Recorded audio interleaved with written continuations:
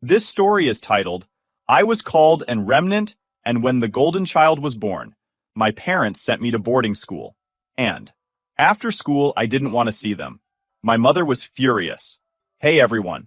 It's been a wild ride just thinking about putting all this down, but I figured, why not? Maybe someone out there will get it. So, here's my story. My name's Ryan, 31 male. I grew up in San Francisco, in this ridiculously massive mansion on a hill overlooking the bay. You know the type. Marble everywhere, giant chandeliers in rooms no one even used. Now, I don't think I'm bragging or something, because on the outside, it probably looked like we were living the dream, but inside, it was freaking cold. Not just the house itself, but the people in it. My parents. My dad was this big-shot businessman. I'm talking tailored suits, board meetings, and a voice that could make grown men jump to attention. My mom was all about appearances. She'd throw these fancy parties where she'd act like the perfect hostess while making sure every little detail was just right. But their picture-perfect life had one crack in it. Me.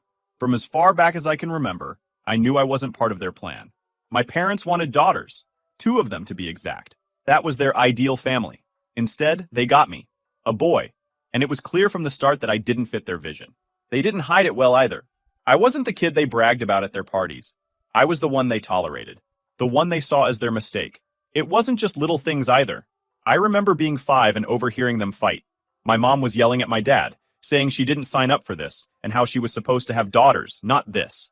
I didn't understand all the words back then, but I knew enough to realize they were talking about me. My dad tried to calm her down, saying it wasn't her fault, and that they could always fix it.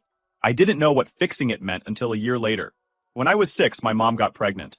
She was glowing, happier than I'd ever seen her. For months, the house was all about this new baby.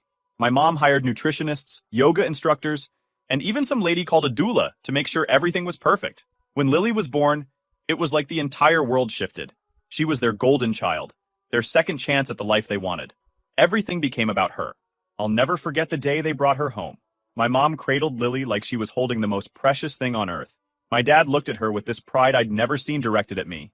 I stood there in the corner, watching, and I knew I wasn't part of this family anymore. A month later, they sent me to boarding school. They told me that this school was an incredible opportunity. They said I'd get the best education, make lifelong friends, and have experiences I'd never forget. But I knew the truth. They didn't want me around. I was 10 years old, and they shipped me across the country like a package they didn't want cluttering up their house. The school was a fancy place, no doubt about it. But it wasn't a welcoming place, not for someone like me. The other kids were from old money families, politicians' kids, CEOs' kids, royalty, even. They didn't care that I came from a rich family. They could sense that my parents didn't care about me, and they used that against me. I became the kid everyone picked on. They called me the leftover or the mistake. In the dining hall, they'd laugh and say stuff like, "Don't sit with Ryan." Even his parents didn't want him. I'd laugh it off like it didn't bother me. I was being bullied, but I tried not to play the victim. But it did bother me. Every time they said it, it felt like they were digging a knife a little deeper. The worst part was how true it felt. My parents barely visited. Once a year maybe, and even then, it was just for show. They'd check my grades, lecture me about being presentable, and then leave. My mom would spend the whole visit talking about Lily. Meanwhile, I was just there. The only person who ever cared was my Uncle Mark. He was my dad's younger brother, and he couldn't have been more different.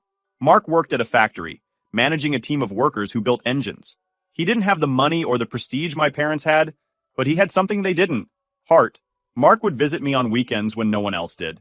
He'd take me to baseball games, get me burgers at this little diner down the road, and just sit with me, talking about life. He didn't lecture or judge, he just listened. For those few hours, I felt like I mattered. Mark was the closest thing I had to a parent.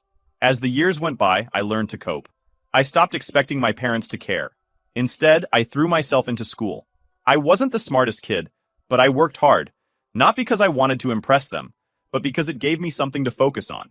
I figured if I could just make it through, I'd get out of their orbit and build my own life. By the time I graduated, I was done with them. They had their perfect family with Lily, and I wasn't part of it. So I made a plan. I applied to universities far from home, and when I got into a decent university, I jumped at the chance. My dad wired me money for tuition and expenses, probably relieved to get rid of me for good. I didn't care. I just felt like I was in control of my own future. As I boarded the plane heading to my new university, a part of me couldn't shake the weight of it all. The years of being overlooked, the feeling of never being enough. It stayed with me, no matter how far I went. Still, I told myself this was my chance to start fresh. A new city, a new life, and hopefully, a new me. What I didn't realize back then was how hard it would be to leave the past behind. My parents might not have wanted me, but their shadow was always there, lingering, reminding me of where I came from. And no matter how much distance I put between us, it always found a way back into my life. Moving to another country was like stepping into another world. Everything felt different, and thankfully, I wasn't surrounded by people who knew my family or my past. Nobody here looked at me as Ryan, the leftover, or the mistake. I could just be me, whoever that was. There was no joke. The students were insanely smart, driven, and competitive. It was intimidating at first, but I was determined to prove I belonged. I spent hours in the library, studying until my brain felt like mush. I wasn't the smartest guy in the room, but I made up for it by working harder than anyone else. That's how I met Jake. He was in one of my finance classes, this laid-back guy from Toronto with a quick wit and a knack for making everything seem less intense. He wasn't from old money or anything, but he had big dreams. He wanted to break into the financial world, build something from the ground up, and he wasn't shy about saying it. We started hanging out after class, eating cheap takeout, and sharing big plans. Jake had this knack for spotting opportunities, making me believe I could break free from my family's shadow. Then there was Claire, sharp, ambitious, and no nonsense. From a modest background, she'd fought her way to this university and made it clear she was there to win, not to play by old money rules. The three of us started to sit in the common room late at night, tossing around ideas about what we wanted to do after graduation. Jake wanted to start a brokerage firm, something fresh and innovative. Claire was skeptical at first. She was more cautious, more about stability, but eventually she warmed up to the idea. And me? I wanted it. It felt like the kind of bold move that could finally put my past behind me. By the time we graduated, we had a plan. We rented a tiny office in New York. It wasn't much, just a couple of old desks, secondhand chairs, and 3 laptops we'd barely managed to afford, but it was ours. Starting out was brutal. The financial world doesn't roll out the red carpet for newcomers, especially ones without big names or established reputations. Some days, we'd go home with nothing to show for it. Other days, we'd land a small client and feel like we just won the lottery. The thing about Jake and Claire, though, was that they never let me feel like we were failing. Jake had this way of brushing off rejection, turning every no into fuel to keep going. Claire kept us grounded, making sure we didn't get carried away with the highs or crushed by the lows. We were a team, and for the first time, I felt like I was part of something real. After a year of hustling, the firm started to gain traction. We didn't have the flashy offices or the big-name clients, but we had something a lot of firms didn't: genuine relationships with the people we worked with. Through all this, my past wasn't as far behind me as I'd hoped. My parents still had a way of creeping into my life, no matter how much distance I tried to put between us. It started with the occasional messages, updates about Lily's latest achievements. At first, I ignored the messages, but they kept coming. It wasn't just updates. It was like they were trying to remind me of my place in the family, or lack of one. They didn't care about what I was doing, or the life I was building. To them, I was still the mistake they shipped off to boarding school. One day, I made the mistake of opening one of those messages. My mom had attached a photo from a recent family event. There was Lily, standing between my parents, all smiles in her perfect designer dress. My mom had captioned it, "Our pride and joy." That was it. No mention of me, no sign that I even existed. It stung more than I wanted to admit. I showed the email to Jake and Claire, hoping they'd laugh it off with me, but Claire just shook her head. "They don't deserve you," she said, and for some reason, those words hit harder than any insult my parents ever threw my way. I tried to focus on the firm, but life has a way of reminding you that the past doesn't just disappear. It creeps back in when you least expect it. I was sitting at my desk in our tiny office when a call came. It was from one of Uncle Mark's co-workers at the factory. He told me Mark had collapsed on the job and was taken to the hospital. I froze. Mark was the one constant in my life, the only person who ever treated me like I mattered. I tried to call the hospital immediately, but by the time I got through to someone, it was already too late. Mark was gone. The news hit me hard. Mark had been my rock during some of the worst years of my life. He wasn't flashy or wealthy, but he was kind. He showed up when no one else did. And for a kid who'd been cast aside, that meant everything. I booked the first flight to his place, barely able to process what had happened. The funeral was small, just a handful of his coworkers and neighbors. My parents didn't come, of course. They hadn't spoken to Mark in years, and I'm sure they didn't even notice he was gone. As I stood there at the service, I felt this overwhelming mix of guilt and anger. Guilt that I hadn't visited him more often, that I hadn't called more. Anger at how unfair it all was. How someone like Mark could just disappear, while my parents carried on in their perfect, hollow lives. After the funeral, I met with Mark's lawyer to go over his will. I wasn't expecting much since lived a simple life in a modest apartment. But what I didn't expect was for him to leave everything to me. His savings, his apartment, and a few personal things. Like an old baseball glove we used to play catch with, and a stack of handwritten notes he'd kept from my time at boarding school. It wasn't about the money or the stuff. It was about the gesture. Mark saw me as family. He thought of me as someone worth leaving a legacy to. For someone who grew up feeling like they didn't belong anywhere, that meant more than I could put into words. But of course, my parents found a way to ruin even that. A couple of weeks later, I got a letter from their lawyer. They were contesting the will. They were claiming Mark had been mentally unfit when he wrote the will, and that the assets should go to them as his closest relatives. I couldn't believe it. My parents had barely acknowledged Mark's existence when he was alive. Now they wanted to swoop in and take what little he'd left me? I was furious. This wasn't about the money. Mark's estate wasn't worth much in the grand scheme of things. This was about them trying to control me, to take away the one piece of family I had left. They'd already pushed me out of their lives, treated me like I didn't exist, and now they wanted to strip away the last bit of connection I had to someone who truly cared about me. I didn't waste any time. I hired a lawyer using some of the savings we'd scraped together from the firm. Jake and Claire backed me up without hesitation. "We'll figure it out," Jake said. "You're not fighting this alone." I really appreciated their help. I felt like I finally had people in my corner. People who actually gave a damn about what happened to me. The legal battle was brutal. My parents' lawyers were ruthless. They tried to paint me as some manipulative, ungrateful kid who'd taken advantage of a sick man. They dug up everything they could to discredit me, even going so far as to claim I wasn't emotionally stable enough to manage an inheritance. It was exhausting, both mentally and emotionally. Every time I walked into the courtroom, I felt like I was reliving all the years of rejection and dismissal I'd endured growing up. But I wasn't alone this time. Claire helped me organize documents and go through witness lists late into the night, while Jake used his network to connect us with people who could speak to Mark's character and how close we were. Together, we built a case that showed the truth that Mark loved me like a son, and that his decision to leave me everything was his, and his alone.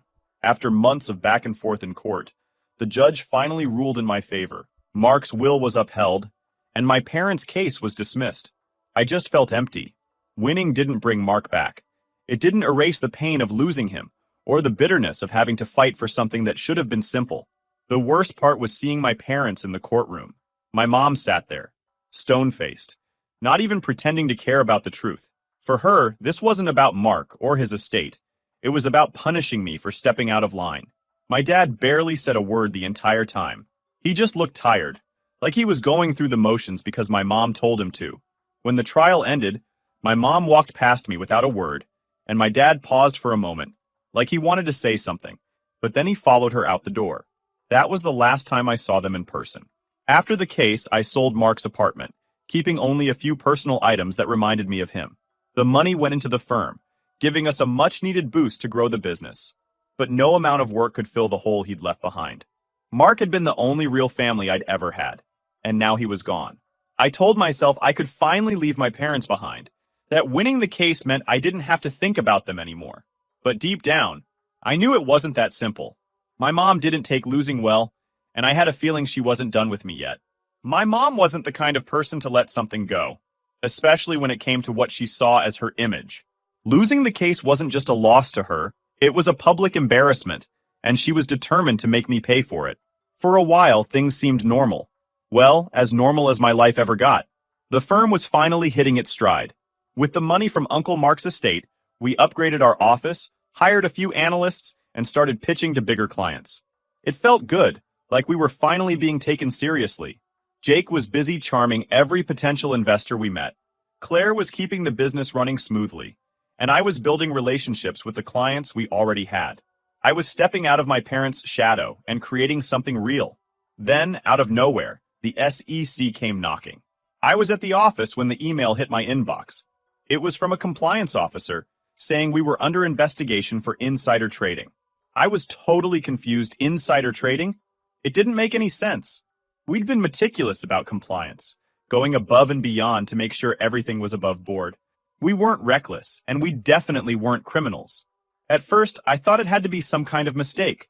Maybe there'd been a mix-up, or someone had filed a false report. But as the investigation unfolded, it became clear this wasn't random.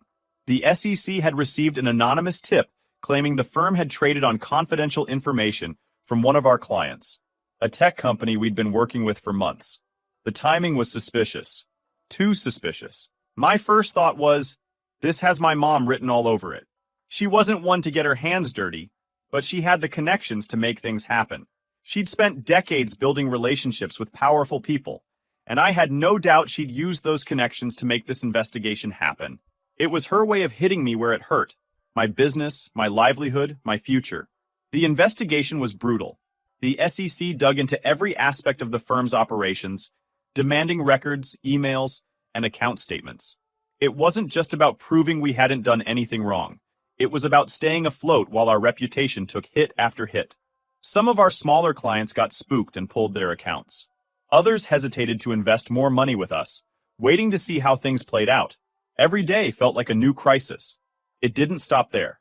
A few weeks into the investigation, my dad's company announced they were launching a boutique brokerage firm. And of course, it wasn't a coincidence. They positioned their new firm as the clean, trustworthy alternative to our firm, offering lower fees and a team of seasoned professionals. It was a calculated move, designed to siphon off our clients and crush us while we were vulnerable. I was furious, but I wasn't surprised. This was my classic mom. She wasn't just trying to win, she was trying to destroy me. It wasn't enough for her to take Uncle Mark's inheritance from me. She wanted to prove that I was nothing without her. Jake and Claire were just as angry as I was.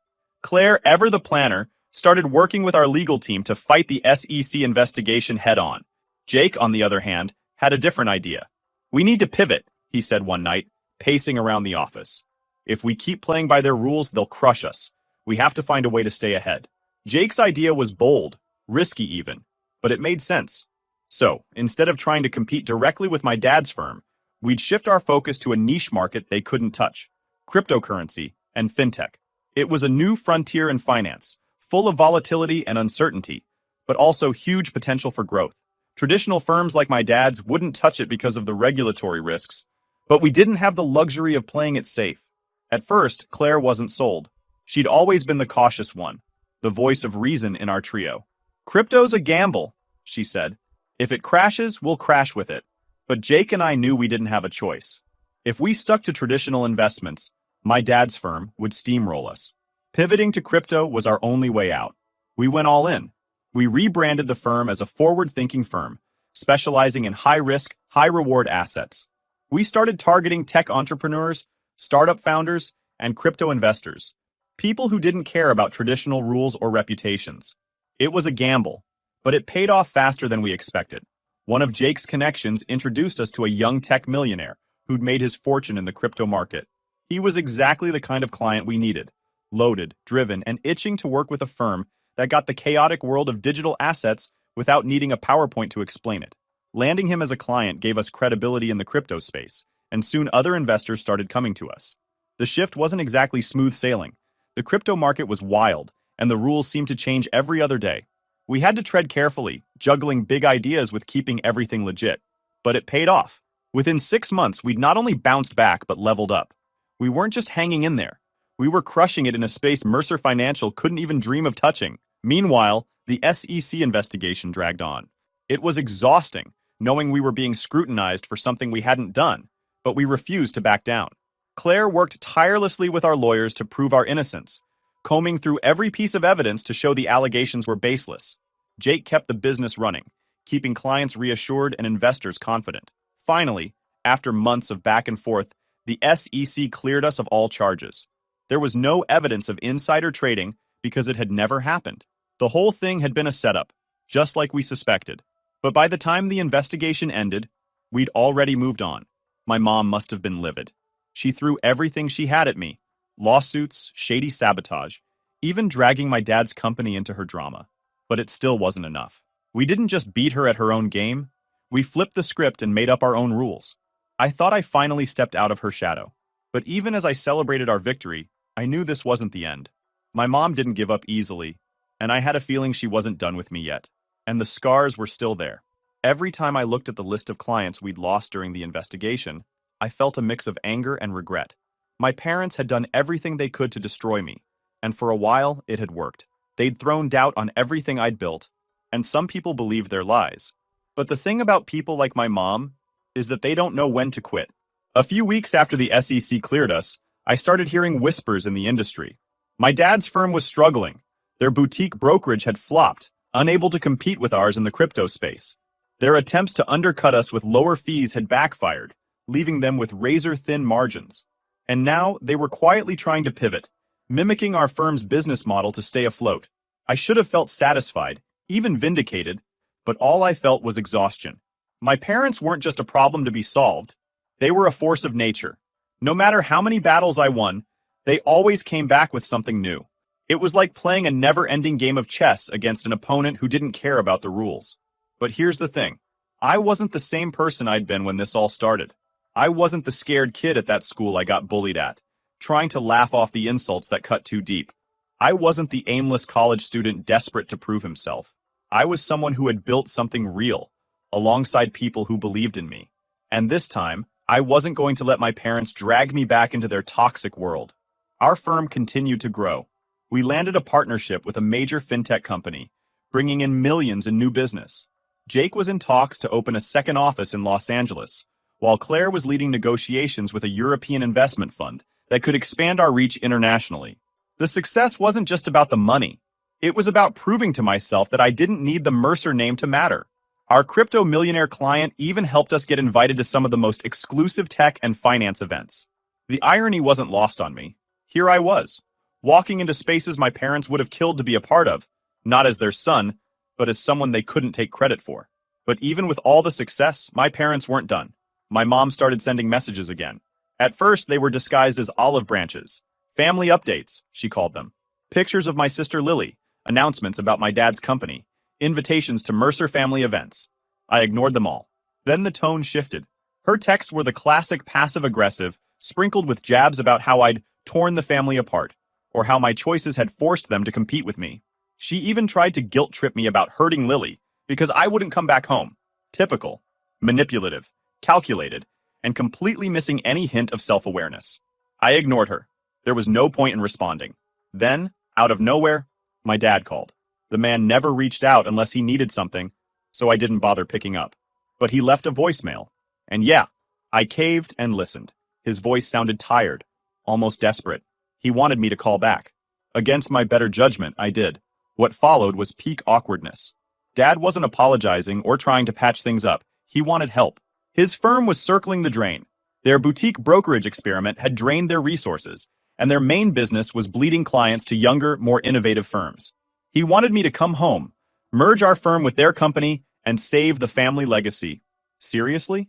After everything they'd pulled, dragging me to court over Mark's will, sabotaging my company, trashing my name, they expected me to swoop in and save them?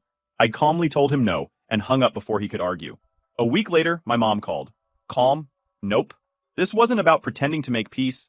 She was furious, firing off accusations about how I was selfish and ungrateful, even throwing in traitor for good measure. She ranted until she was out of steam. Then I just said, "You made this bed, not me," and hung up. That was the last time I heard from either of them. With my parents out of the picture, I turned my focus to the life I was building. My company is thriving. Jake and Claire were like family. And weirdly enough, I found myself grateful for the lessons my parents had taught me, even if they weren't the ones they intended. They showed me exactly who I didn't want to be. Lately, I got a package. It was from Uncle Mark's old apartment, something I must have missed when I cleared it out. Inside was a framed photo of us at a baseball game and a note he'd written years ago. It just said, "Proud of you, kid." That photo's on my desk now, a daily reminder of where I started and how far I've come. Mark believed in me when no one else did, and I like to think he's still rooting for me. My parents? They're still out there, stuck in their bubble of wealth and fake smiles. But they don't have any power over me anymore. I've built something real, something they'll never get and can't take away. Anyway, if you made it this far, thanks for reading. Let me know your thoughts in the comments.